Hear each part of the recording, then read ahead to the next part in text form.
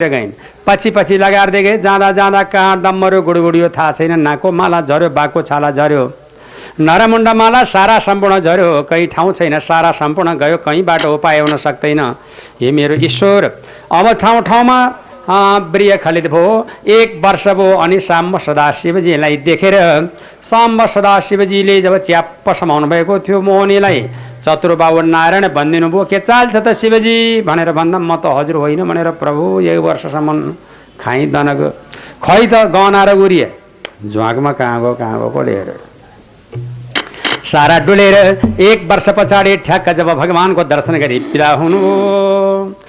अनि त्यस पछाडिबाट भगवान परमात्मा परमेश्वरी जगतका नारायण यसदेखि पछाडिबाट अत्यन्त प्रभावकारी ढङ्गबाट साम्ब सदाशिवजीको दर्शन भेटका निमित्त अहिले शिवजीको र जब साम्ब सदाशिवजीको र मोहनीको जुन संवाद भएको थियो त्यस अवस्थामा शिवजीलाई अत्यन्त प्रकारको कष्ट पर्यो महाराज। अनि 1 वर्षसम्म शिवजीले सारा सम्पूर्ण भ्रमण गरी बडो प्रेमको साथमा अहिले दरबारपट्टिको आनन्दको साथमा सवारी होइ बक्स्यो।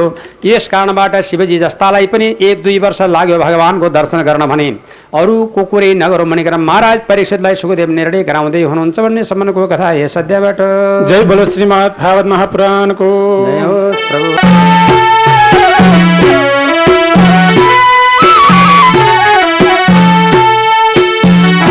कति रम्री तेरा नामया देखियो, आहा कति रम्री तेरा नामया देखियो, शिवा शंकर भोलानाथ मनै लोभियो। मोहिनी रूप देख्यो झुलुक्कै, आँखो गेडे पुतुक्कै, शिवा भुतुक्कै, आँखो गेडे पुतुक्कै, शिवा भुतुक्कै।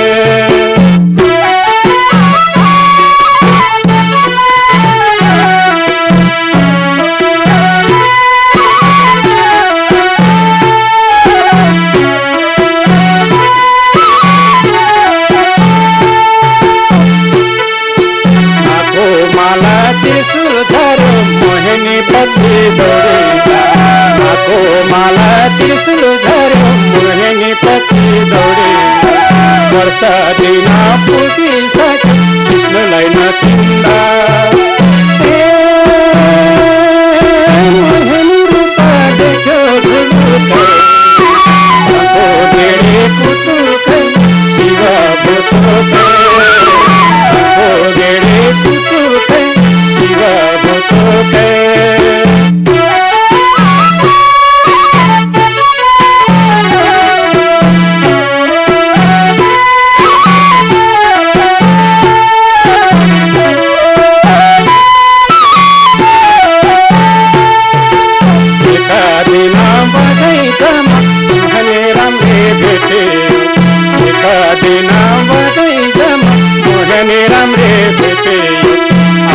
माया भन्ने छुन्दा नारायण बन्दे, शिवजी त लाग्ने भुतुक्कै, आँखो गेडे पुतुक्कै, शिव भुतुक्कै, आँखो गेडे पुतुक्कै, शिव भुतुक्कै, आँखो गेडे पुतुक्कै,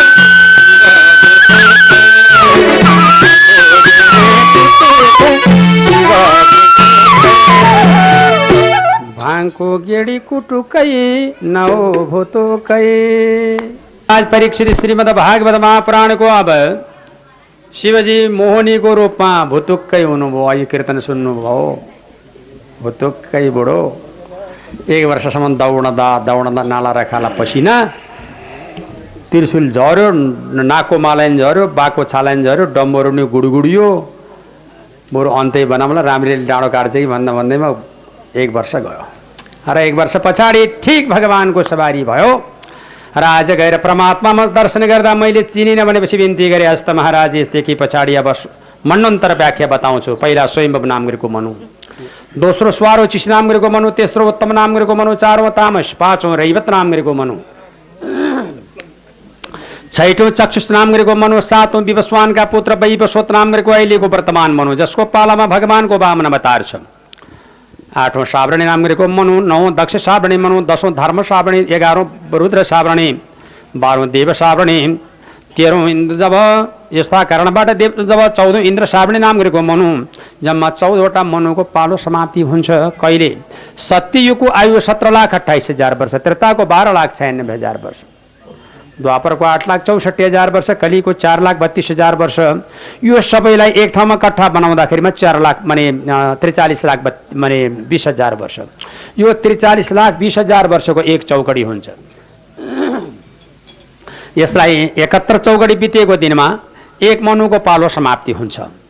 71 का दरले 14 मनुको पालो पुगिसकेपछि अनि बल्ल ब्रह्माजीको एक दिन हुन्छ महाराज। यही हिसाबले ब्रह्माजीको आयु अहिले 100 वर्ष।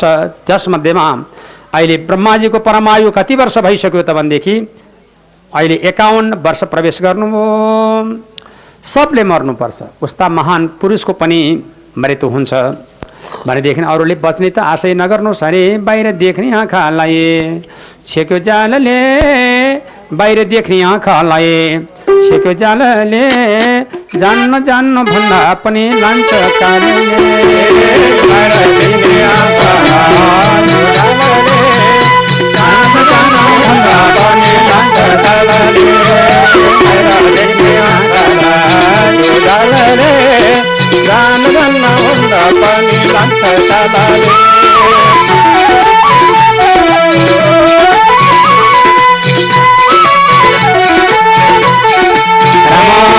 बाहिर देख्ने आँखालाई छेक्यो जालले, जान जान भन्दा पनि लान्छ कालले। बाहिर देख्ने आँखालाई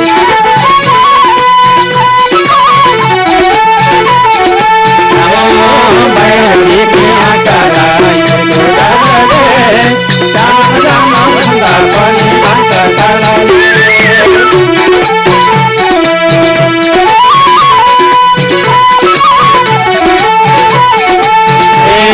बाहिर देख्ने आँखालाई छेक्यो जालले, जान जान भन्दा पनि लान्छ कालले।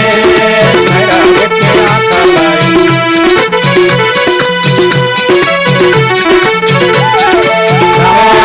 बाहिर देख्ने आँखालाई छेक्यो जालले, जान जान भन्दा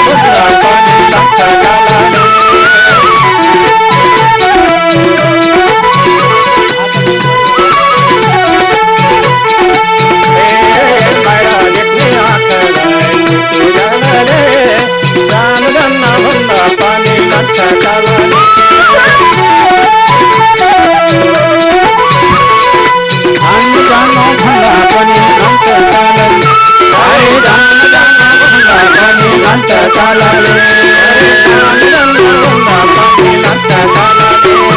अवश्यमेव कालको वशीभूत संसार छ महाराज।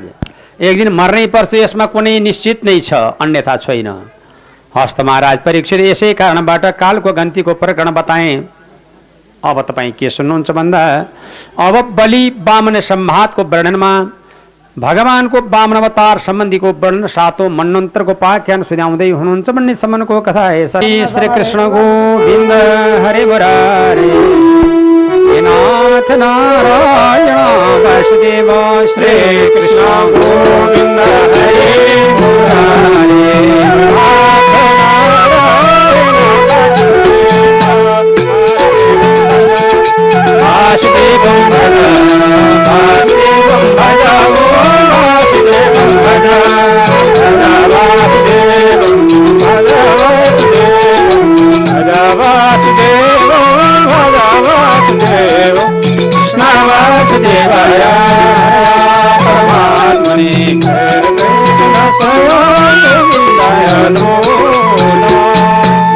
सुन्नुभयो महाराज परीक्षित। अब बलि नाम गरिएको राजाको वर्णन। तब बलि नाम गरिएको एक राजा थिए।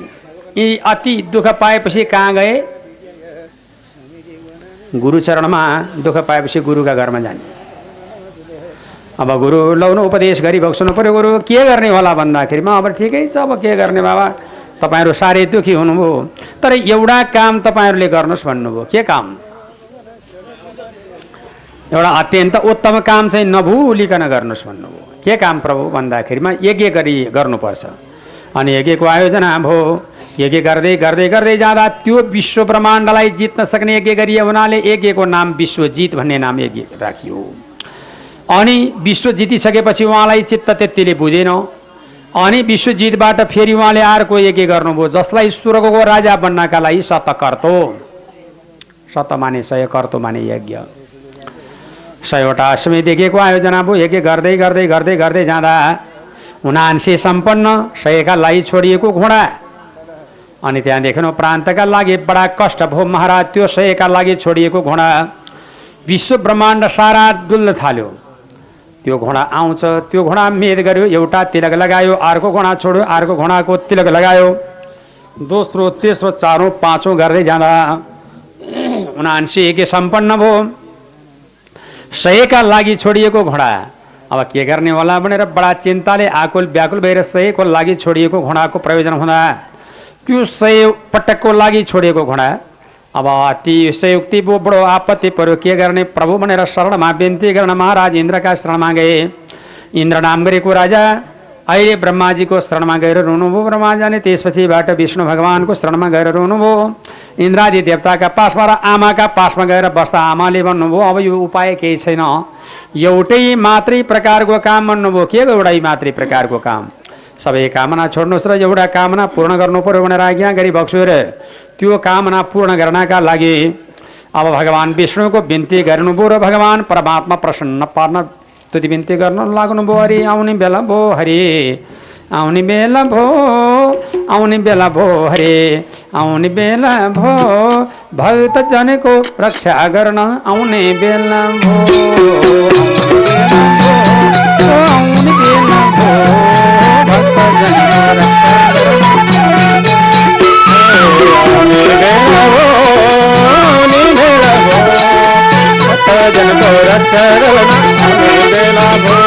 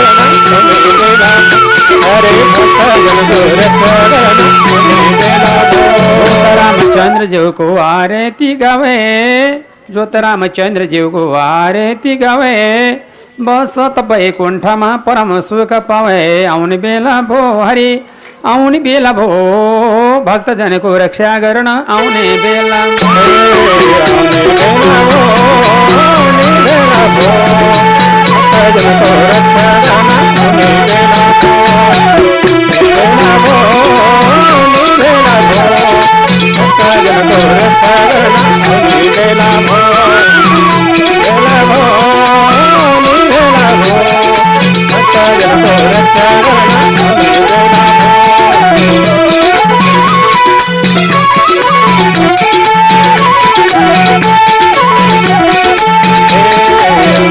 बेला भो, नि बेला भो, भक्त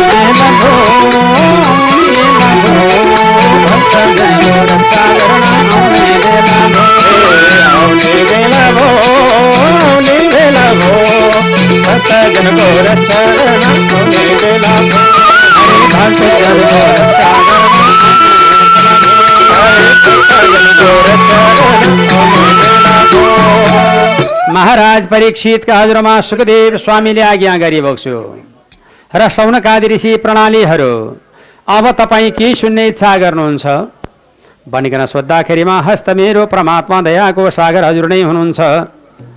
यसै कारणबाट माताश्रीले पिताजीसँग विन्ती गर्नुभयो, स्वामी मेरो छोरो इन्द्र साह्रै कठिनमा पर्यो, यसलाई के उद्धार गर्न सकिएला भन्दा अरू उपाय केही छैन। तिमीले यो इन्द्र महाराज बचाउने हो भने, बलिराजालाई स्वर्गमा आउन नदिने हो भने तिमीले व्रत बसेर छोरो पाउनुपर्छ।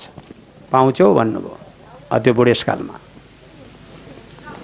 अब साउथ आउँको खलक आउँदैनन् भने र मेरो पनि हुँदो खाँदो हुन्छ भनेदेखि अब के गरिन्छ नि, बल गर्न पर्ला हो कि ल व्रत बस। यज्ञ भयो, यज्ञ गर्दै गर्दै गर्दै गर्दै गर्दै जाँदा 79 यज्ञ सुसम्पन्न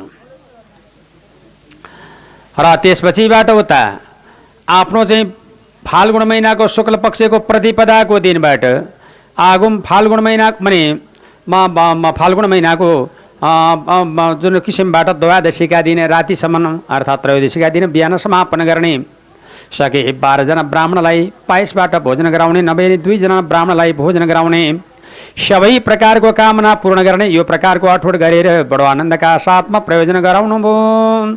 अति आनन्द संयुक्ति भगवत भक्तिमा चित्त प्रभुको प्रार्थना गर्दै भन्न लाग्नुभयो। बडो आनन्दको साथमा भन्नुहुन्छ, बडो आनन्दको साथमा खेल भयो, प्रयोजन भयो महाराज परीक्षित। यति गरिसकेपछि परमात्मा श्री हरि जगतका नारायणबाट अत्यन्त प्रभावकारी ढङ्गबाट आज्ञा गर्न लाग्नुभयो, लौ त मेरो प्रभु, ए मेरो दयाको सागर हजुरलाई कोटि प्रणाम छ भनेर बिन्ती गर्दै जाँदा अब भगवान प्रभु तिम्रो छोरो भएर मै जन्मन्छु भनेर पेटमा प्रवेश। सबले बिन्ती गरे, चाँडो जन्मी बक्सनु पर्यो भनेर बारम्बार बिन्ती गर्न लागे। भैमा झरन हरे, भैमा झरन, भैमा झरन हरे, भैमा झरन, दुःख पर्यो हामीलाई रक्षा गर्न। भैमा झरन दुःख पर्यो हामीलाई रक्षा गर्न। भैमा झरन दुःख पर्यो हामीलाई रक्षा गर्न।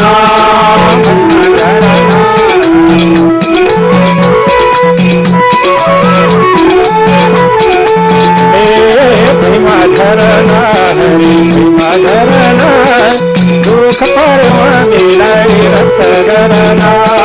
भैमा झरन, भैमा झरन दुःख पर्यो हामीलाई रक्षा गर्न।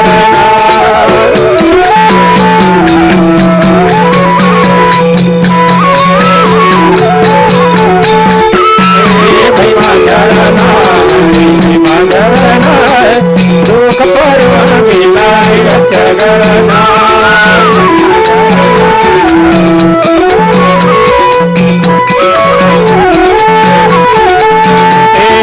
भैमा झरन हरि, भैमा झरन दुःख पर्यो हामीलाई रक्षा गर्न।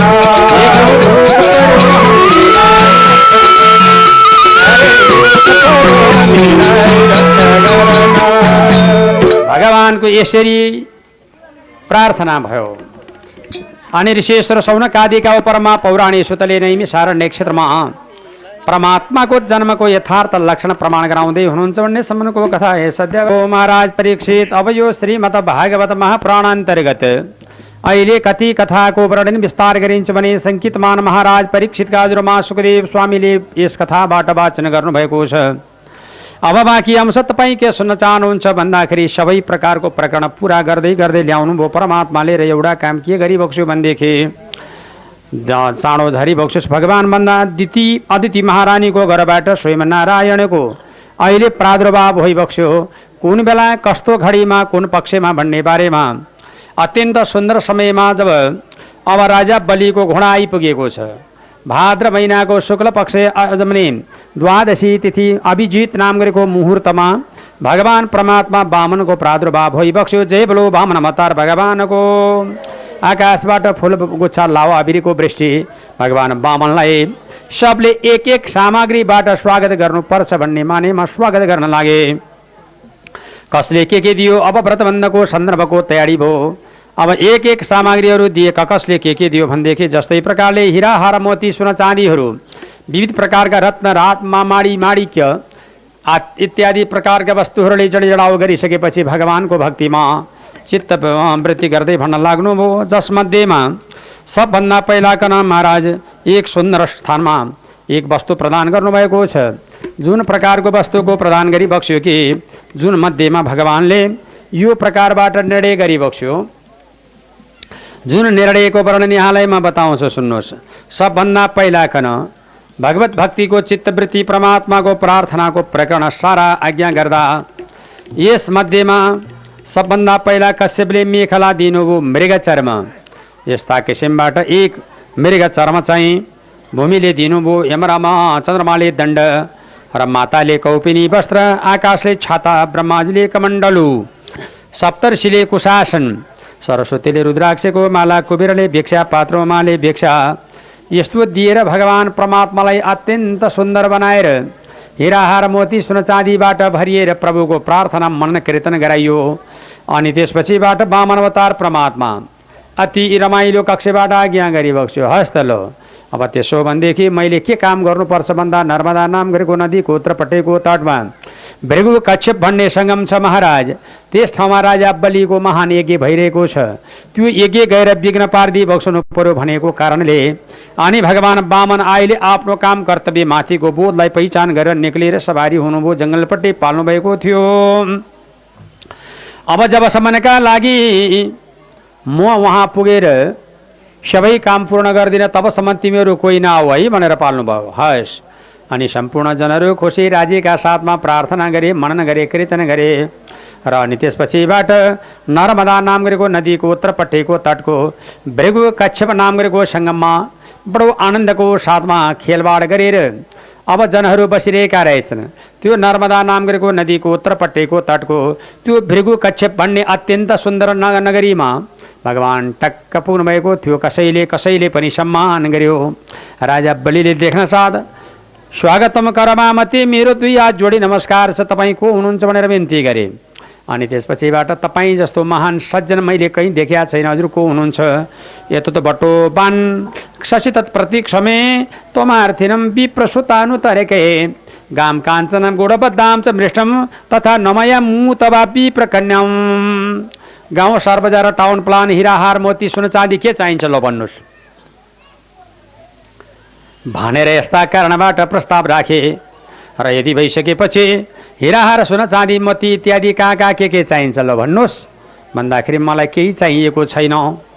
भगवान परमात्मालाई भन्न जे चाहिन्छ त्यही माग्नुहोस् भनेपछि अब मलाई के चाहिन्छ भनौँ, मैले के टक्र्याम।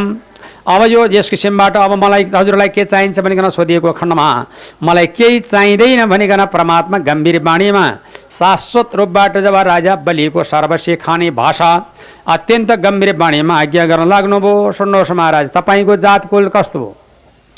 हिरण्यकशिप नाम गरेका दानवराज थिए, जसको पालामा न खनी र न जोतिकन पृथ्वीले अन्नदान दिन्थिन्। त्यस्तो बहादुरको तपाईँ जब यस्ता कारणबाट पलाती हुनुहुन्छ, तपाईँले दान नदिई कसले दिने? अर्को श्रवणम कीर्तनम वैष्णव स्मरणम पादसेवनम अर्चनम वन्दनम दासम सक्षम आत्मनिवेदनम। 9वटा भक्तिको मालिक प्रहलाद। उस्तो प्रहलादको तपाईँ जब नाति हुनुहुन्छ, तपाईँले दान नदिए कसले दिने? फेरि तपाईँका बुबा कस्ता हुनुहुन्थ्यो? 7वटी ब्राह्मणी उताबाट रुँदै रुँदै रुँदै आए। तिमीहरू कहाँ जान लाग्यौ भनेर सोद्धा हामीहरू सारा यहाँ आएको हौँ भनेर प्रार्थना गरे। एउटा कुरा भावनाको विकास गरे। अनि त्यसपछिबाट कहाँ जाम के जम कसो गरौँ भनेर बिन्ती गरिराखे। त्यो अरू उपाय केही छैन महाराज, म माथि क्षमा राखी बक्सोस् भनेको कारणले गर्दाखेरिमा अहिले 7वटी ब्राह्मणीका निमित्त गएर आफ्नो आयु कटाएर 7वटी ब्राह्मणीलाई लिएर दान दिन सक्ने, प्राण वायु दान दिन सक्ने बहादुरको तपाईँ छोरा हुनुहुन्छ। तपाईँले दान नदिए कसले दिने हो? अब तपाईँले जब यस किसिमबाट सर्वस्व दान गरिसक्नु भएको छ महाराज, सर्वोपरि जे इच्छा लाग्छ त्यही दिनुहोस्, अरूलाई मलाई चाहिँदैन भन्नुभयो भगवानले। हेर्नुहोस् प्रभु, त्यसो नभन्नुहोस् न। यो दान दिने भने कुरा के हो थाहा छ? दिने भने शब्द नै दान हो। दिने कसलाई दिन सकिन्छ? जसलाई मन परेको छ त्यसलाई दिम लाग्छ, लाग्दैन? खान्दिन अर्थात् केही चिजै दिन, केही उपहार प्रदान गर्न, केही वस्तु दिन, जसलाई मन परेको छ त्यसलाई दिम दिम लाग्छ। अध्ययनै नसैनलाई कहाँ पारिदिने, मनै नपरेलाई कहाँ पारिदिने, त्यसलाई त एक घान मगाइदिनु नि सक्दैन होइन र। जो मन परेको छ त्यसलाई दिम दिम लाग्ने हुन्छ। त्यो देख्ने नसैनलाई कता पारिदिने त्यसलाई, हो कि गणेशजी? हो र, त थाहा रहेछ त किन नबोलिकन बसिरहेको त। यस कारणले यही प्रकारबाट सारा सम्पूर्ण गर्न, जब यो नीतिमा यही बताएको छ, सबभन्दा शास्त्रोक्त विधान के छ भन्नु होला भनेदेखि जसलाई मन परेको छ त्यसलाई दिन सक्छ मानिसले, जसलाई मन परेको छ त्यसलाई दिन्छ, मनै नपर्नेलाई केरी दिने, कत्रा मनले दिने छैन। हाम्रो घरमा कोही पनि छैन भने चाहिँ एक कप चिया पनि दिँदैन, खै हाम्रो कतकै कतकै भन्छ भित्र रहेछ भने पनि। यसै कारणबाट लौ त महाराज, हजुरलाई जे चाहिन्छ म त्यही दिन्छु। गाम काञ्चनम गोडाबद्दाम मृष्टम तथा नुमया मु तबा विपिर कन्याम, गाउँ सहर बजार टाउन हिरा हार मोती सुन चाँदी जे चाहिन्छ लैजानुहोस्। मलाई चाहिन्न भनेर अहिले भगवानले गम्भीर वाणीमा राजा बलिको सर्वस्व खाने भाषाहरू अत्यन्त सारगर्भित प्रभावबाट प्रस्तुत गर्न आँटी बक्सीमण्डे सम्मको कथा हे सद्यबाट श्रीमद् भागवत श्रोताहरू हाम्रो अगाडि समाजसेवी श्री प्रभाकर शमशेर राणा उहाँ पाल्नु भएको छ। विशिष्ट व्यक्तित्व, उहाँलाई आसन ग्रहणको लागि अनुरोध गर्दछु भने अर्को विशिष्ट व्यक्तित्व नेपालको श्रेष्ठ उद्योगपति श्री उल्लासचन्द्र गोल्छा उहाँ पाल्नु भएको छ। उहाँको पनि हार्दिक स्वागत, उहाँलाई आसन ग्रहणको लागि अनुरोध। जय देव। हरे मुरारे हे नाथ नारायण वासुदेव श्री कृष्ण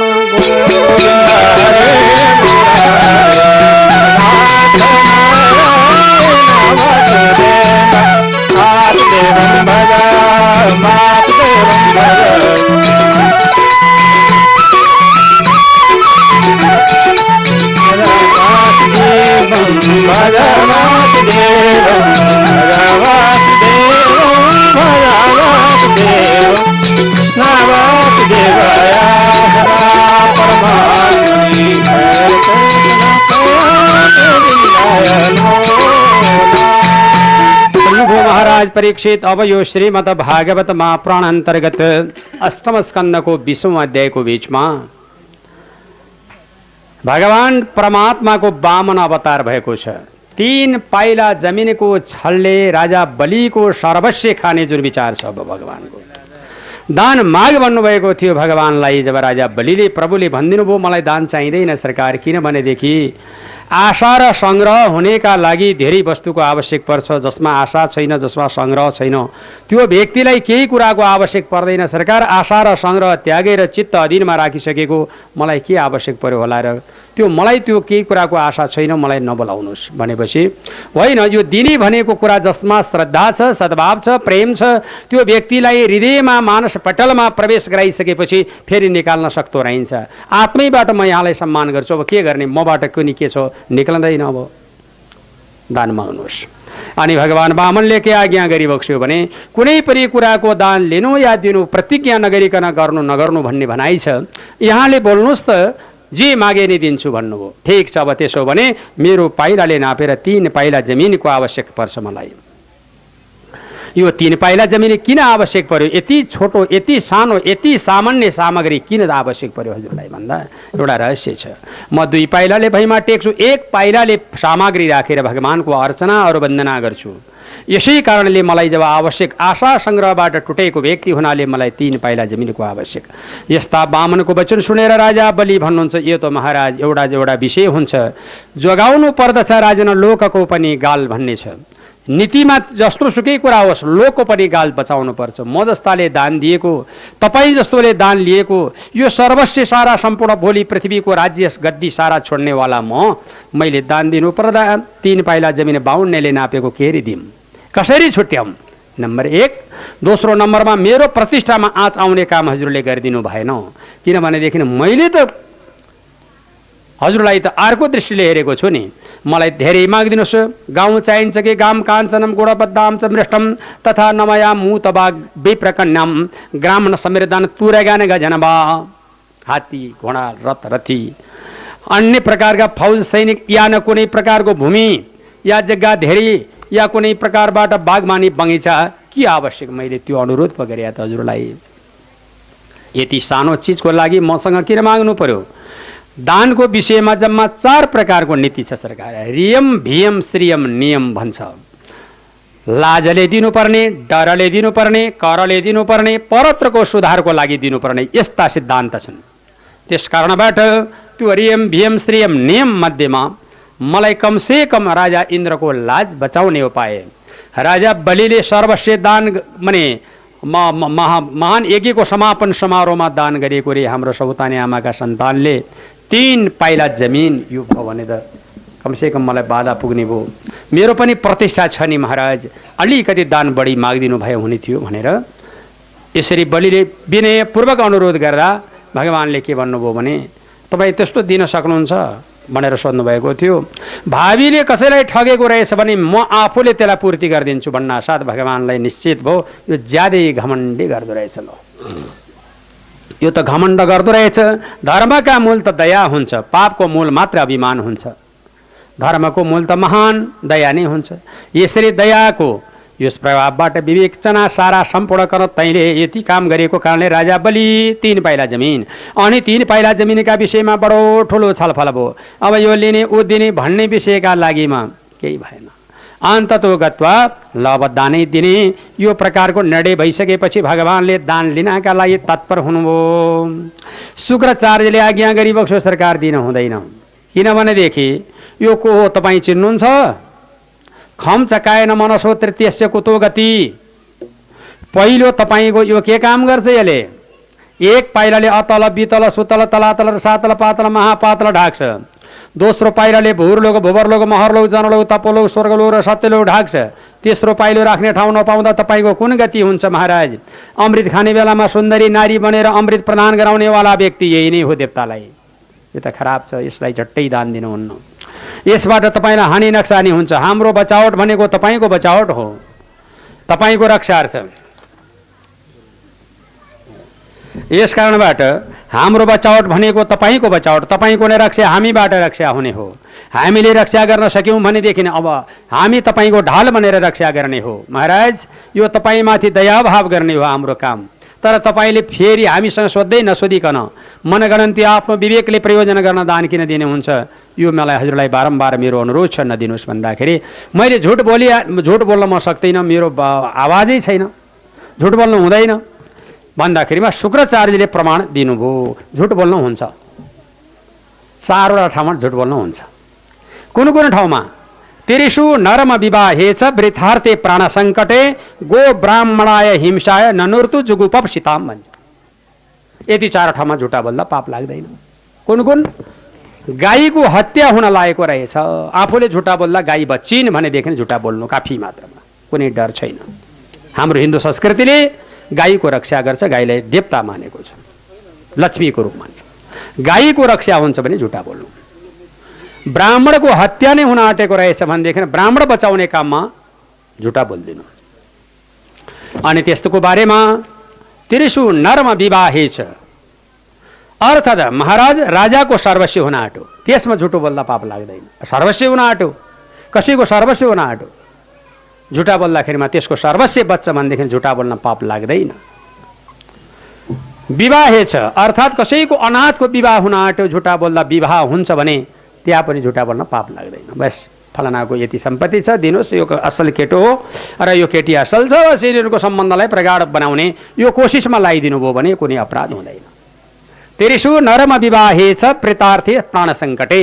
यस्तो 4 ठाउँमा झुटा बोल्न पाप लाग्दैन। कुन कुनमा? गाईको सर्वस्वमा, गाईको मृत्युमा, ब्राह्मणको मृत्युमा, बच्चन भनेदेखि राजाको सर्वस्व अर्थात् कुनै महानुभावको सर्वस्व हुन लागेको रहेछ भने र अनि विवाहमा, अनाथको विवाहमा झुट बोले पनि पाप नलाग्ने। त्रिषु नर्म विवाहे च वृथार्थे प्राण सङ्कटे। योदेखि बाहेक अन्यत्र त झुटो बोल्नु त भनेको छैन। तपाईँको त सर्वस्व भयो, राजाको सर्वस्व हुन आँट्यो महाराज, मलाई झुटो बोल्न पाप लाग्दैन, यो विष्णुलाई दान नदिनुहोस्।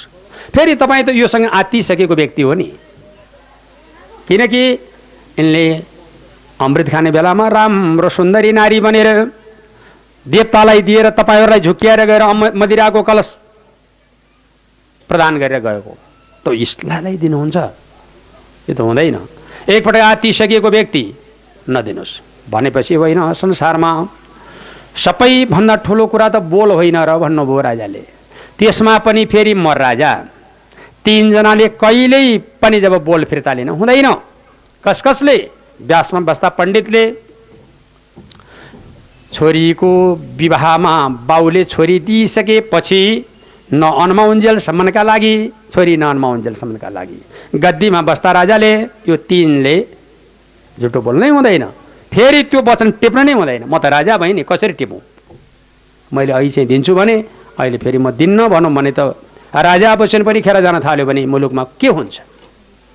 म दिन्छु, अन्यथा छैन गुरु यसमा, हजुरले गडबड नगर्नुहोस् भन्नासाथ यदि मेरो वचनलाई यस किसिमबाट खिलाफ गरेर तपाईँले दान दिनुभयो भने तपाईँको अहिले भर्खरै 84 लाखवटा नरकको बास होस्। राजा बलिलाई शुक्रले श्राप दिनुभएको थियो, अनि राजा बलिपट्टि फर्केर भगवान वामनले भन्नुभयो ब्राह्मणको श्राप त परिसक्यो, 3 पाइला जमिनको छलले मैले माग्नु पर्ने लो देवदान भन्दाखेरि अब राजनीति पक्ष थियो, त्यहाँ सारा देवताहरू टनाटन जम्मा भइसके, विधिको खेल थियो महाराज। 100वटा अश्वमेध यज्ञ जसले गर्छ त्यसले स्वर्गको राजा हुन पाउने प्रावधान छ शास्त्रमा। 79 यज्ञ सम्पन्न भएर 100का लागि पनि घोडा काटेर तिलक लगाइसकेको, केवल भूयसी दान प्रदानको बेलामा मात्रै विघ्न पारिदिइहाल्नुभयो।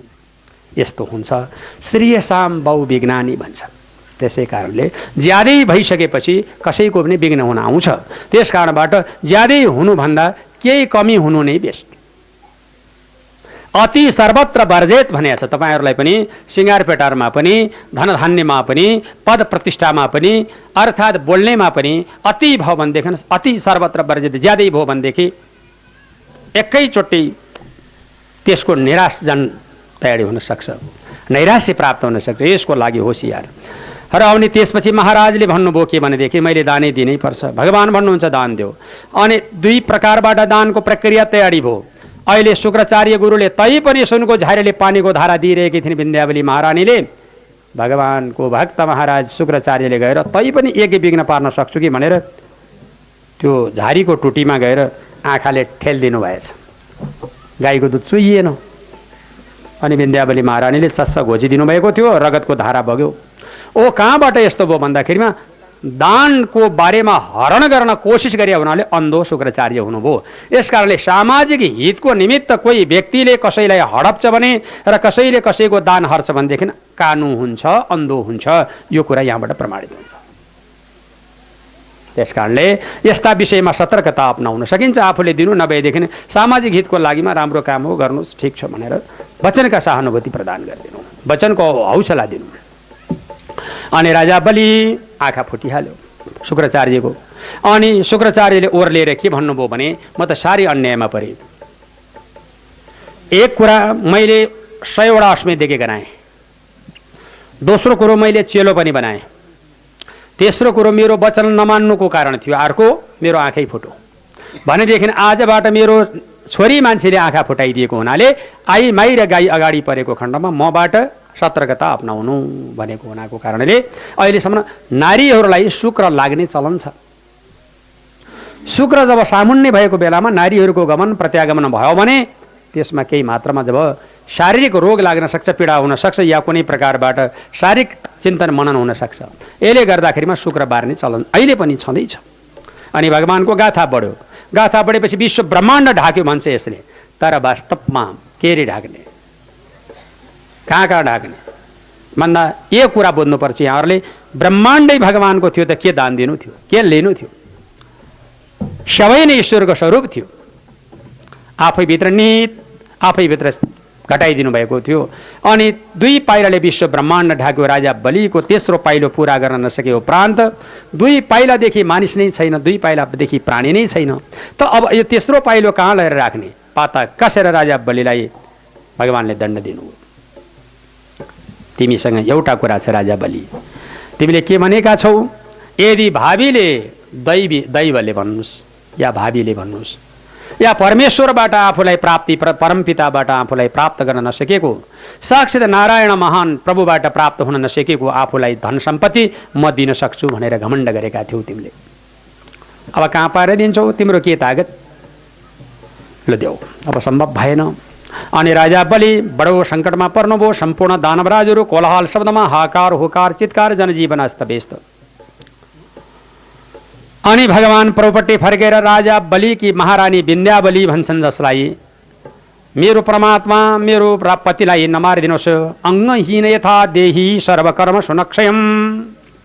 नारीको भनेको ठुलो शरीर पति नै हो, दाहिनेपट्टिको अङ्ग। पतिको मृत्यु पछाडि मैले के गर्न सक्छु, यस्तै कारणबाट मेरो दयाको सागर हजुरलाई बारम्बार मेरो कोटि प्रणाम छ, रक्षा गरिदिई बक्सियोस् भनेपछि ल अब त्यसो भने एउटा कुरा म भन्छु है त भनेर परमात्मा वामनलाई आज्ञा गरिबक्स्यो। अब तिम्रो विश्व ब्रह्माण्ड त मैले ढाकिसकेँ, अब तिमी कहाँ पाएर दिन्छौ, के दिन्छौ, तिमीसँग के छ, केही छँदै छैन। अब तिमीले मलाई पाउपूर्ति नगरेको खण्डमा लाज हुने भो, वचनमा तिम्रो खिलाफ हुने भो, वचनमा तिमी खेर जाने भयौ। तिमी राजाको वचन जब टिप्न नमिल्ने भनेर दान दिँदैछौ, 2 पाइलाले मात्रै भयो, 1 पाइला कहाँ दिन्छौ त भन। अनि राजा बलिले बिन्ती गर्नुभयो, भगवान अरू कहाँ दिउँ, यो पञ्चमहाभूतबाट बनेको शरीर कसको हुन्छ भन्दा जबसम्म सास हुन्छ तबसम्म आफ्नो हुन्छ अरे यो शरीर। सास गएपछि कसको हुन्छ, ढोकासम्म श्रीमती रुँदै आउने, लासघाटसम्म छोरा र बन्धु बान्धव जाने, चितासम्म शरीर जाने, डढाइदिएमा खरानी, गाडिदिएमा माटो, त्यसै छोडिदिएमा सियाल र कुत्ताको बिष्टा भएर जाने। यो शरीर खरानीमा माटो मिल्ने, राजाको नि त्यही हो, प्रजाको नि त्यही हो, हात्तीको नि त्यही हो, कमिलाको नि त्यही हो। यसैले गर्दाखेरिमा तपाईँको शरीर श्वास रहेको हुनाले तपाईँकै हुन्छ भनिदिनु भएको थियो। त्यसो भए राजा बलिले बिन्ती गर्नुभयो, भगवान यो शरीर मेरो हुन्छ त हुन्छ। 2 पाइलाले विश्व ब्रह्माण्ड ढाकिसक्नुभयो, अब 1 पाइला म हजुरलाई प्रदान गरौँ है त, ल देऊ। कुन यदुत्तम श्लोको भवान ममेरितम बचो बलिकम सुरवर्य मन्यते, करो व्रतम तन भवतम प्रलम्भनम पदम तृतीयम कुरु श्रेषणे निजम। मेरो शिरमा हजुरको तेस्रो पाइलो, अब कहाँ दिउँ अरू। भगवानले च्याप्पा आफ्नो पाउ ल्याएर राजा बलिको शिरमा अर्पण गर्नुभयो। क्या बात, राजा बलि ज्यादै खुसी लाग्यो। तिमीलाई मैले यो दण्ड दिएको होइन, यो कसी लगाएको। क्या कसी, सुनको कसी लाग्छ लाग्दैन, यो कुन माने दागको सुन हो भनेर कसी लगाइन्छ नि, त्यस्तै किसिमले तिमीलाई भक्तको मैले कसी लगाएको।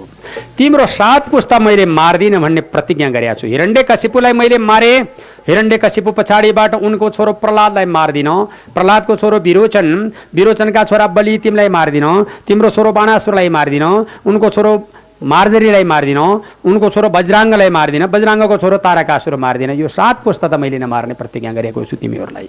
तर तिमीलाई मैले के विचारमा यो मानसिकतामा तिमीलाई लिएको भनेदेखि, यो तिमी कतिसम्म रहेछौ, कति तिमीसँग दक्ष रहेछ, तिमीसँग कति सक्षमता रहेछ, कति धैर्यशीलता रहेछ, र तिमी गडबडाउँदैनौ, कति लोभी रहेछौ, यो कुरा पहिचान गरेको। लोभ पनि रहन्छ, धैर्यतामा पनि कमी रहन्छ, गडबडाउने शब्दै रहन्छ। तिमीलाई म साह्रै राम्रो माने। अब तिमीसँग मेरो अरू कुरा सबै कुरा पूर्ण भएको छ। तिमी राजा बन्ने आशा रहेछ होइन स्वर्गको? हो प्रभु, तिमी राजा स्वर्गको बन्ने इच्छा छ भनेदेखि स्वर्गको राजा त त्यति राम्रो त होइन। छेडै पुण्डी मरेत लोक विसन्ती भन्छ। पुण्य छौन्जेलसम्मको लागि मात्रै स्वर्ग, पुण्य समाप्ति भएपछि त फेरि मर्त्यमण्डलमा आउनुपर्छ। त्यो त फिल्म हेर्न गए जस्तो हो। टिकटको टाइम छौन्जेलमा हेर्ने, टिकटको टाइम सकिसकेपछि अर्को सो हेर्न पऱ्यो भने फेरि अर्को टिकट काट्न आउनुपर्ने। यो पनि यस्तै हो स्वर्ग। पुण्य छौन्जेलसम्मका लागि स्वर्ग, पुण्य समाप्ति भएपछि फेरि पुण्य रुपियाँ आर्जन गर्न पृथ्वी मण्डलमा जन्म लिनुपर्ने। यो भन्दा तत्त्वज्ञान विहीनश्च ततश्च पुनरागति। यदि तिमीले मुक्तिको लाभी कामना गरिदिए भए हुन्थ्यो, तर तिम्रो आशा स्वर्गको भएको हुनाले भक्तको आशालाई नटुटाम। तिमी स्वर्गको राजा हुनेछौ। कुन बेला हुनेछौ भनेदेखि अहिले वैवस्वत मनुको पालो छ। यो वैवस्वत मनुको पालो पछाडि 8औं सावरणी मनुका पालामा तिमी स्वर्गका राजा हुनेछौ। तिमीलाई जसरी अहिलेको इन्द्रको सुरक्षा मैले गरेको छु त्यस्तै किसिमले म गर्नेछु भनेर विष्णु भगवान प्रभुले भन्नुभयो। अनि राजा बलि म कहाँ जाऊँ त प्रभु भनेका थिए। बन्धन खोलिसकेपछि नागपासाबाट तिमी सुतल लोकमा जाऊ, परम सुन्दर नगरी छ भन्दा हजुरसँग बस्न ज्यादै टाढा रह्यो नि। मैले त हजुरसँग त जब दर्शन नपाउने भए नि भगवान भनेर राजा बलिले बडो प्रेम प्रभु बिन्ती गर्दाखेरि, हेर तिम्रो घरमा हरिशयनी एकादशीबाट हरिबोधनी पर्यन्त यो चातुर्मासा 4 महिना तिम्रो घरमा बस्छु नि ढोकामा, ती दरवाजाको सिपाहीको रूपमा बस्दिन्छु। हुन्छ प्रभु हुन्छ।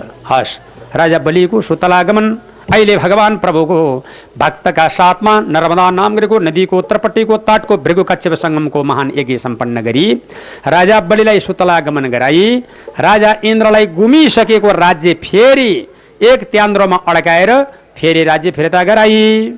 यो राजनीति सफल गरी अदिति महारानीको गर्भबाट जन्म लिई सबका कामना सिद्ध गरी भगवानको प्रस्थान भएको छ फेरि वैकुण्ठ धामपट्टिको। र गइसकेपछि महाराज यस्ता कारणबाट दरबारमा पुग्नुभयो स्वर्गमा पुगिसकेपछि अनि भगवानको ठुलो सम्मान मर्यादा भयो। आमाले भन्नुभयो बाबु यो गुमिसकेको राज्य फेरि फिर्ता गरेर ल्याइदिनु भयो, अब बाबु नै राजा भएको देख्न पाऊँ भन्नुहुन्छ आमा। ए आमा मैले राजा हुनु हुँदैन। स्वर्गमा राजा हुनका लागि अश्वमेध यज्ञ 100 गर्नेले त पाएन। अहिले मैले रसातल पठाएँ, सुतल पठाएँ। अब मैले राजा हुनु होला भन्दाखेरिमा मैले भनेपछि किन नहुने भन्नुभयो। फेरि संसारमा 4 जनाको हट कडाहट हुन्छ। 4 हट कडाहट भनेको छ। कुनको हट? राजाको हट, योगीको हट, बालकको हट, नारीको हट। यो 4 हट कडाहट हुन्छ। त्यसै कारणबाट अब बालकले रुन थाल्यो भनेदेखि भरे खाने पञ्चामृत भन्न पाइयो, अहिले दिनु पर्यो, केही लाग्दैन। योगीले दिने भए दे, नभए श्राप दिन्छु भन्यो भनेदेखि तपस्वी योगीले भन्न लाग्यो भने डराउनु पर्यो परेन। ए हो के अरे होइन म दिन्छु यहाँलाई सहयोग गर्छु भन्नै पर्यो। अनि त्यसपछिबाट राजाले यो कुरा यसै गरिदिन्छु ल, अल दीर्घकालीन जाला नजाला एकछिनका लागि जब यस किसिमबाट राजाको हट कडा हुन्छ, राजाले हट गरिदिएको खण्डमा केही लाग्दैन, परास्तै हुनुपर्छ। अनि त्यसपछिबाट अर्को कुरा नारीको हट, नारीको पनि हट कडा हुन्छ। नरिसाउनुहोस् नि, फेरि स्वभावको व्याख्या गरे है। नारीको हट कडा हुन्छ। नारीले यो चिज चाहियो, यो ल्याइदिनुहोस् भनेपछि पुरुषले पुर्याउनै पर्यो। नसके अब रुवाबासी चल्छ, ऋण गरे भने ल्याइदिनै पर्यो। यस्तो साडी ल्याइदिनुहोस्, यस्तो ब्लाउज ल्याइदिनुहोस्, यस्तो चुरी बनाइदिनुहोस्, यस्तो गहना इत्यादि भन्नु। अनि त्यसपछिबाट यो चिज चाहियो भनेपछि कडा भयो, दिनै पर्यो। अब महाराजको पनि कडा भयो। अनि यो कडाको प्रभावले गर्दाखेरिमा भगवान वामन जस्तो आमाका नारी हटका बन्धनमा परेर महाराज इन्द्रलाई देब्रेपट्टि दाहिनेपट्टि राखेर आफू देब्रेपट्टि गएर स्वर्गको राजा एकछिन बन्दिनु भएको थियो। त्यही दिनबाट भगवानको नाम उपेन्द्र भन्ने नाम रह्यो। उपेन्द्र किन भनेको भने इन्द्रको उपपद उपेन्द्र, उप इन्द्र। यसरी उपेन्द्र पद प्राप्ति गरे। अहिले प्रभुको यस कारणबाट प्रस्थान भइसक्यो। बलि वामन संवाद यहाँलाई मैले प्रस्तुत गरेँ। अब मत्स्य अवतार चरित्रको संक्षिप्त जानकारी बताउँदै हुनुहुन्छ भन्ने सम्मको कथा हे सद्यबाट। जय बोलो श्रीमद् भागवत महापुराणको। ओम नमो भगवते वासुदेवाय कृता वासुदेवं भज वासुदेवं भज वासुदेवं भज ओ वासुदेवं भज भज वासुदेवं भज वासुदेवं भज वासुदेवं भज वासुदेवं कृष्ण वासुदेवाय हरा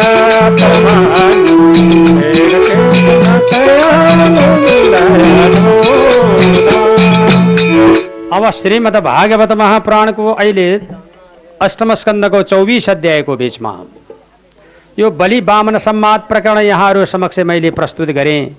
अब बाँकी तपाईँ के सुन्न चाहनुहुन्छ सरकार भनेर सोद्धाखेरिमा अब मत्स्य अवतारको चरित्र, माछाको अवतारको चरित्र कसरी भयो। एक दिन के भएछ भन्नुहोला भने सभाको बीचमा यो माछाको अवतारको चरित्रको वर्णनको निमित्त वेदलाई श्वास भन्छन् क्या। वेद भनेको कुनै किताब होइन, त्यो श्वास बुझाउने किताब भएको हुनाले त्यो किताबलाई नै वेद भने हो। अणु दौ परमाणु स्यात्, बडा गहिरो कुरा छ। अणु दौ परमाणु स्यात्, अणु भनेको ज्यादै ज्यादै सानो, जसलाई पाइ नसक्नु, जसमा कि विलयबा त्यस्तामा नि ईश्वर अडेको छ भन्ने शब्द प्रयोग हुन्छ। अणु दौ परमाणु स्यात्, दुई अणुको एक परमाणु हुन्छ, तीन परमाणुको एक तर्सरेणु हुन्छ, तीन तर्सरेणुको एक त्रुटि हुन्छ, 100 त्रुटिको एक वेद हुन्छ, बल्ल वेद भन्ने हुन्छ। वेद भनेको सूक्ष्म वस्तु हो, अत्यन्त सानो वस्तु हो वेद पनि। अणु त झन् अब त्यो धुलोको कणभन्दा पनि जब सानो। र यस्ता कारणले त्यो अणु अणु अणु अणु दौ परमाणु स्यात्, दुई अणु भएपछि एक परमाणु हुन्छ, तीन परमाणु भएपछि एक तर्सरेणु हुन्छ, तीन तर्सरेणु भएपछि एक त्रुटि हुन्छ, 100 त्रुटि भएपछि बल्ल वेद हुन्छ। वेद भनेको एउटा देखिन सक्ने सम्बन्धमा पुग्छ। अनि त्यसपछिबाट त्यो वेद भनेको के हो? आफ्नो नाकको प्वालबाट भित्र र बाहिर खेलिरहने श्वास नै वेद हो। त्यसले के भन्छ? सोहम भन्छ भन्दैन? राम्ररी विचार गर्नुहोस् त। नाकले के भन्छ? नाकको गतिमा सोहम सोहम सोहम, हमसह हमस हमस, हमसको अर्थ त र म एक ठाउँमा छम भन्ने बोध गराएको। सो भनेको तिमी या त तपाईँ, अहम भनेको म आफू, सोहम तिमी र म एक ठाउँमा छम, यसरी भनेको बुझ्नु छैन? यसरी यसलाई सोहम मन्त्र यसरी जान्नुपर्छ। सोहम त भनिएको छ भित्र ईश्वर छ, तर म एक ठाउँमा छम चाहिँ भनिएको छ। खोज्नलाई यहाँ कट्ठा र घडेरी बेचेर अन्त गएको छ, कहाँ पाउनु गाह्रो हुन्छ। बाहिर छैन भने होइन है, छ तर भेटाउन गाह्रो। त्यो बाहिर जलको स्नान पत्थरको दर्शन, भित्र त्यो प्रकारको अणु या परमाणु भित्रै ईश्वरको वास छ भनेदेखि बाहिर कहाँ होला? यसरी सम्बोधन गरेर वेदको व्याख्या गरेको छ। त्यो वेद ब्रह्माजीको नाकको प्वालबाट भित्र बाहिर खेलिरहेको थियो। त्यही अणु रूपी वेदलाई च्याप्प समातेर हयग्रीवासुरले सृष्टिको मुहान नै बन्द गरेर रसातलमा गइदियो। अनि त्यो ल्याउने कोसिस भगवानले गरिबक्स्यो। अर्को प्रकारको वर्णनमा के भयो भनेदेखि सब तयारी भएर बसिराखेका थिए, सबैको प्रार्थना भइराखेको थियो, मनन भएको थियो, कीर्तन चिन्तन सब भइराखेको थियो। अचानक पूर्व टुप्लुक्क त्यसै समयको बिचमा भगवत भक्तिमा प्रेम परमात्माको प्रार्थनाको लागि एकदम साससँग कन भगवानले के आज्ञा गरिदिनु भयो भनेदेखि तिम्रो वेद म लिएर आउँछु, अन्यथा छैन भनेर वेद लिन सवारी भयो। वेद लिन जब सवारी भइबक्सेको थियो त्यस अवस्थाको बिचमा एउटा सत्यव्रत नामका राजा रहेछन्। महाप्रलय देख्न पाऊँ भनेर यो नैमित्तिकालय। प्रलय दुई किसिमको हुन्छ। नैमित्तिकालय भने चाहिँ विश्व ब्रह्माण्ड नाश हुने हो, महाप्रलय भने चाहिँ आफू मर्ने हो। त आफू मरिसकेपछि अरू बचुन् कि खाउन् कि जाउन् कि बसुन् कि के खाँचो भयो र नि, के महत्त्व भयो कसलाई? महाप्रलय भनेको आफ्नो प्राणान्त हुने हो। अनि राजा सत्यव्रतले महाप्रलयको कामना गर्दै हुनुहुन्थ्यो। त्यही बेलामा सानो जब एउटा माछाको रूप आयो। त्यो माछा हातमा आएको के चलचडाउँ, त्यो चपक्क च्यापेर अन्तै जलमा फालिदिनु भयो। फेरि लिनुभयो, फेरि आयो माछो, फेरि लिनुभयो, फेरि आयो माछो। ओहो, यो मत्स्य नीति भन्छ क्या। मत्स्य नीति भनेको ठुलोले सानोलाई खाने, त्यसलाई मत्स्य नीति भन्छ। मत्स्य नीति भनेर भन्यो भने ठुलोले सानोलाई खाने हुन्छ। माछाको जात कुनै जातले आफ्नो जात खाँदैन, प्राय माछाले चाहिँ आफ्नो जात आफैले खान्छ। मत्स्य नीति भन्छ। मान्छे र माछो एउटै रहेछ जस्तो लागेछ मलाई। आफ्नो जातलाई आफूले खाने अरू कोही हुँदैन। मान्छे र जब माछो चाहिँ यो माबाट मबाट आएको शब्दले चाहिँ खाँदो रहेछ भने जस्तो लागेछ। मान्छेले पनि अलिकति केही तजबिज पुर्यायो भनेदेखि खाइहाल्छ अर्को चाहिँलाई। त्यसै कारणबाट माछो पनि त्यस्तै हो। अनि यो माछाले मलाई ज्यादै सताएको छ, अरूको डर मलाई केही छैन प्रभु, आफ्नै सन्तानको डर भयो। यस्तो छ, आफ्नो सन्तानको डर केही अरूमा नि हुन्छ, हुन त माछोमा हुन्छ। अनि त्यसपछिबाट काठमा पनि हुन्छ है, फलाममा पनि हुन्छ। लोहाको बैरी लोहै भन्छन् नि, फलामले पनि फलाम काट्दिन्छ। सुनैले सुन काट्दैन, चाँदीले चाँदी काट्दैन, फलामले फलामै काट्दिन्छ। काठमा एउटा युक्ति छ। जङ्गलमा धेरै प्रकारका जब वृक्षहरू हुन्छन्, बन्चरो लिएर एउटा व्यक्ति जान्छ, तर त्यो बन्चरो लिएर जाँदा बन्चरोलाई मात्रै त जब वृक्ष काट्दैन, तब त्यो काठको भिड नै पायो भने मात्रै जब बन्चरोले जब सहयोग प्राप्ति गर्ने हो। यसकारणले आफ्नो वंश भयो भने मात्रै सहयोग गर्न सकिन्छ। त्यसकारणले वंश बिग्रियो भने मुलुक समाप्ति हुन्छ। आफू नफुट्ने भने हो, खै के लाग्दैन, अब के गर्ने। समाज यस्तै हुन्छ। आफू फुटेर भने त अरूको त डरै हुँदैन। यो हो नीति। र अनि त्यसपछिबाट मत्स्य नीतिले बडो खराब बनाएर राजा त्यहाँबाट निस्कनु भयो। अनि राजा निस्किबक्सेपछि त्यो माछालाई राजाले जब लगेर कमण्डलुमा राख्नुभयो, भोलिपल्ट कमण्डलुभरि माछा, यो त माछा नै होइन। पर्सिपल्ट लगेर जब राखिदिनु भयो तलाउमा, तलाउभरि यस्तो नि माछा। एउटा युक्ति छ जङ्गलमा भगवानको। अनि माछाको अवतार मेरो मत्स्य अवतार भयो, जय भयो मत्स्य तलाउमा तमानको सवारी भएको थियो। अनि माछाको अवतार प्रभुले आज्ञा गरिबक्स्यो। हयग्रीवासुरसँग लडाई, त्यहाँबाट निक्लेको तेज पुञ्जरूपी ज्योतिले राजाको उपरमा झगडाको प्रकोप अत्यन्त ठुलो प्रभावबाट जब सङ्घर्ष भयो। अनि हिराण जब त्यसपछिबाट आखिरमा त्यो हयग्रीवासुर नामको दानवलाई प्रभुले मारिबक्स्यो। यो पृथ्वीमा जलमय संसार भयो। त्यो जलमय संसारमा धान, गहुँ, जौ, मुगो, सामा, कागो, नौरो, चना 7वटा अन्नको बिउ जोगाएर त्यो वेद ल्याएर ब्रह्माजीलाई दिएर सृष्टिको मुहानमा फेरि ब्रह्माजीलाई सहयोग गर्न विष्णुले तयारी हुनुभयो। त्यही माछा पाउनेवाला सत्यव्रत राजा अहिलेको वैवस्वत नामको मनुको पदमा नियुक्ति हुनुभयो, अहिलेको 7औं मनु। हस्, यहाँहरूलाई मैले बताएँ यो जब 7औं मनु अन्तरको पाख्यान। अब बाँकी तपाईँ के सुन्न चाहनुहुन्छ सरकार भनेर सोद्धाखेरि अष्टम स्कन्द सम्पन्न भएको छ। अब नवम स्कन्दपट्टिको ध्यान आकर्षण बताउन लाग्नुभयो। यो श्रीमद् भागवत जम्मा 12 कन्द हुन्छ। त्यो 12 कन्दलाई विराट शरीरमा लेन गराउनुपर्छ, बाहिर होइन। पहिलो कन्द प्रभुको पाउ, दोस्रो कन्द गोलीगाँठा, तेस्रो कन्द घुँडा, चारौं कन्द तिग्रा, पाँचौं कन्द ज्याङ, छैठौं कन्द कट्टी, सातौं कन्द नाभि, अष्टम स्कन्द छाती, नवम स्कन्द घाँटी, दशम स्कन्द मुख, एकादश स्कन्द 2 आँखाको बीच, द्वादश स्कन्द तालु भागवत सम्पन्न। यसै मध्येमा यहाँहरूलाई अब नवम स्कन्दपट्टिको ध्यान आकर्षण गराउँदै हुनुहुन्छ भन्ने सम्मानको कथा यस अध्यायबाट। जय बोलो श्रीमद् भागवत महापुराणको। आदरणीय श्रोताहरू, यस महायज्ञमा हाम्रो सञ्चारकर्मीका रूपमा सुपरिचित व्यक्तित्व श्री ऋषि बाबु धमला यहाँ पाल्नु भएको छ, जो रिपोर्टर्स क्लबको अध्यक्ष हुनुहुन्छ, जसले मुलुकको समसामयिक राजनीतिक, व्यावहारिक, सामाजिक पक्षलाई उजागर गर्नका लागि सम्प्रेक्षण गरिरहनु भएको छ। बारम्बार रिपोर्टर्स क्लबबाट उहाँ व्यक्तित्व नै पत्रकार वरिष्ठको रूपमा उहाँ सुपरिचित हुनुहुन्छ, अहिले यहाँ पाल्नु भएको छ। धन्यवाद, उहाँको आवागमन स्वागत छ। माम समानि यदा मेद्यम विगुक्षे गच्छमार्जुन चिरम तथे देश वनं गत्वा मृगान् हत्वा क्रियार्हणान् श्रान्तो विमुक्षितो वीर। श्रीदेव श्री कृष्ण गोविन्द हरे मुरारी।